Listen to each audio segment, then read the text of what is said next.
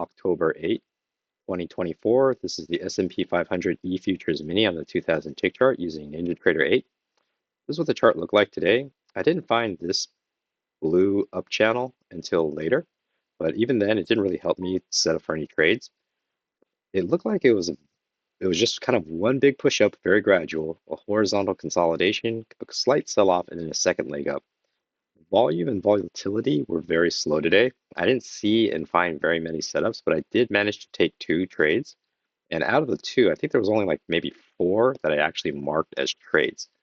So it wasn't a very eventful day. And even those 2 trades I took, I mean, I'm okay with them. They could have been probably skipped, and I've probably been all right with that as well. So I'm gonna get into the trades now. There they are. So pre-market, there was also no economic data that came out to really move anything. Pre-market looks like there was this choppy leg up, consolidation, another leg up. It looked like it was hitting some kind of resistance here in the pre-market. Hit it a second time. It's this, what I considered a trading range here, because it's maybe the low, some support being found here and some kind of resistance up here. It sells off and it's just really, really tight trading right here. Like bars are just side by side. Total range is only like maybe 5 points, with candles being like 2 to 3. So it's like hard to trade. I'm just sitting on my hands waiting. Congestion area, too many dojis.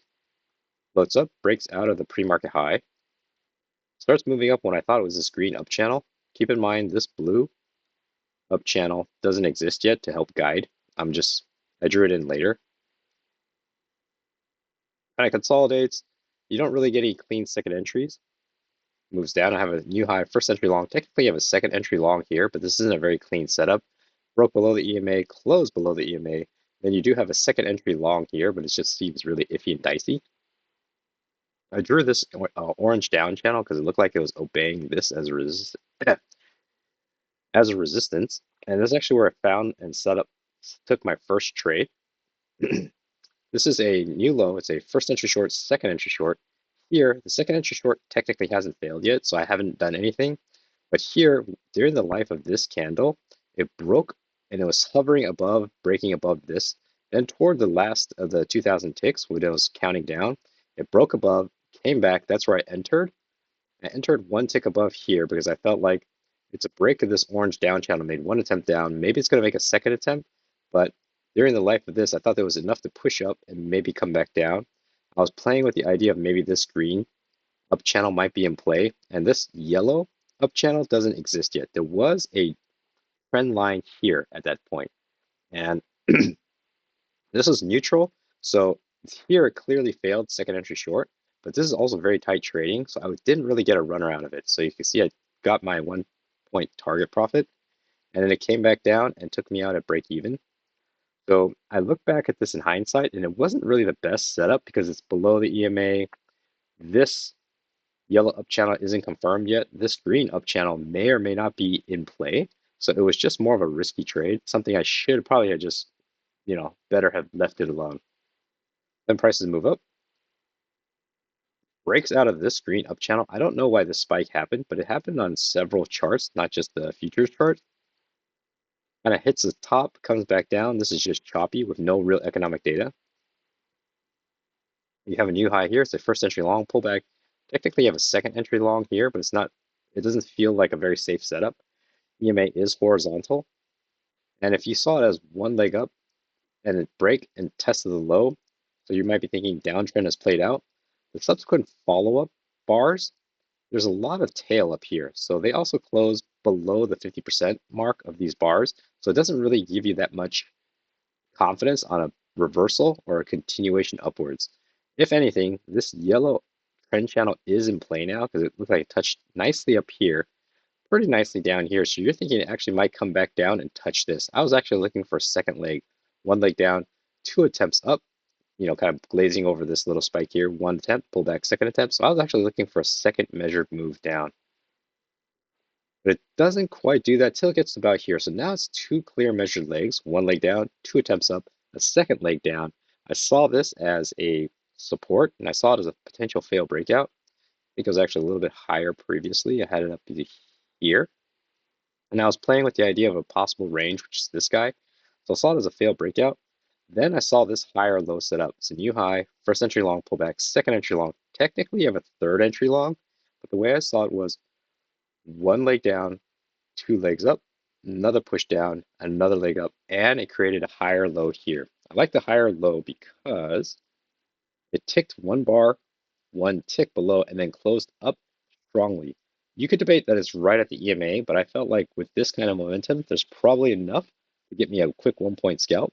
So that's exactly what I did. I entered one tick above, it flushed up, took out my profit target, and I moved my runner from down here. Actually, it was down here when this one was forming. Then I dragged it up here, and then when it filled, I dragged it one tick above. So it opened here. I think it moved up a little bit first, and it flushed down and took out my runner one tick above my entry. So I was okay with that. It creates a second higher low here, and I thought this trade actually might have been a decent entry too, but I was already coming off a second trade win. But it's a new low, first entry short, second entry short. Second entry short technically hasn't failed here, but then second entry short, it looks like it's on its way to failing. Whether you call it a failure or not, you couldn't see that these two bars are inside this one, so it is a little dicier. But it does confirm the failed second entry. At least this failed second entry is coming up. And it has a strong push up above the EMA, so I'm still thinking that it might be pushing back into this range. And if you took that trade, it looked like you would have gotten a 1 point scalp. Consolidates. Now I'm not too sure about this blue trading range, and I drew this green up channel. I don't think this yellow one is in play that much anymore. And at this point, I did draw this. I was playing with a bunch of trend lines before, and I kind of drew this one here. Unfortunately, by the time I kind of discovered it, it doesn't really help with the trading because there's no setups to take off of it. Consolidates, flushes down. It's this other consolidation, kind of just pretty noisy here. Actually, drag this over here. New high, first entry long, pull back.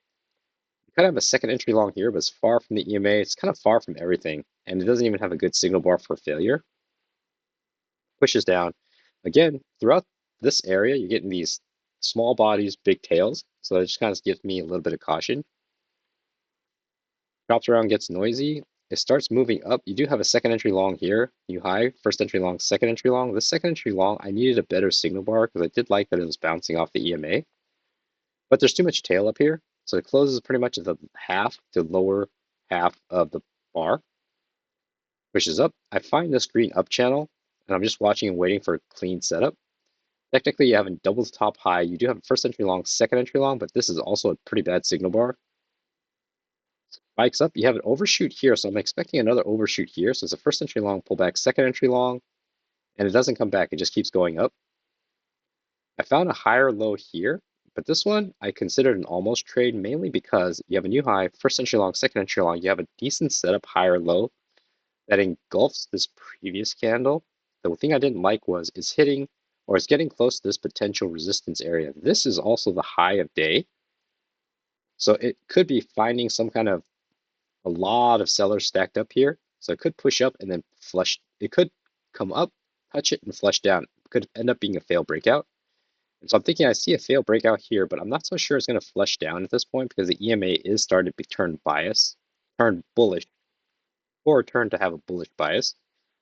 Kind of chops around. It doesn't fit this green up channel all that well anymore. So I drew the second channel here, and it was actually a little tighter before I had the overshoot. It's actually something like this.